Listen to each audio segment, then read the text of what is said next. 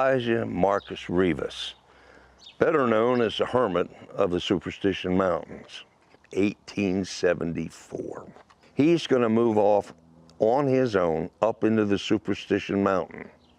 And where he went is what they now call Revas Valley. Well, now Revas Valley is about 12 miles back in off of Route 88. And it's a beautiful area back in there. It's one of the few places where there is annual water. It's there perpetually. There's a creek that runs down through that property. And that's where he landed.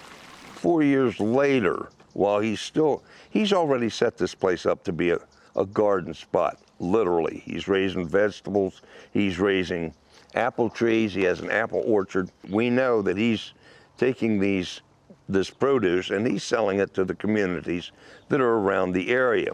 They said that this guy was something to behold. He had a scraggly old beard that was just disgustingly filthy. He had hair looked like it had never had a haircut.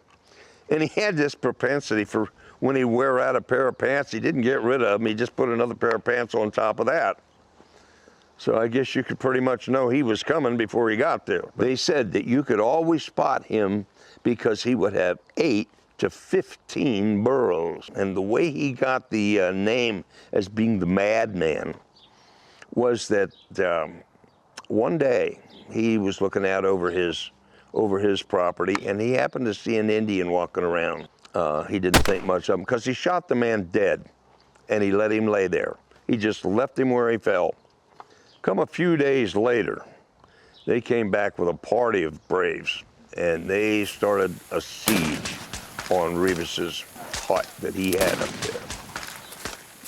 They shot and shot and he shot and shot. And as the story goes, he ran out of ammunition, but he was just angry as he could be. But the Indians, now that they had an opportunity to get this guy, they stopped.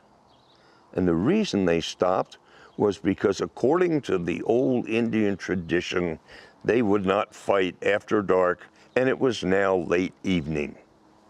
Well, the Indians all sat down, they built themselves a fire, and they were sitting around just contemplating on the morning sun coming in and how they were going to destroy this old goofy farmer. And here comes Reavis, just stark naked as a jaybird with a butcher knife in each hand, just yelling and screaming and carrying on.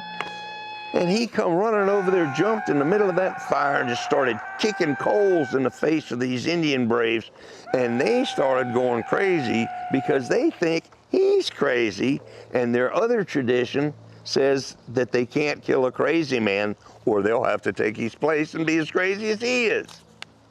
Well, they ran off and they let him be. And the way the story goes was they never bothered him again. We assume it was in the middle of April when he died.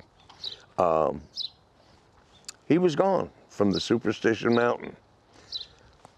How he died, or if it was the Indians or the mountain or whatever it was, we don't know. Not for sure. And that is just another one of the mysteries of the Superstition Mountain. Thank you for watching this episode of Mysteries of the Superstition Mountains.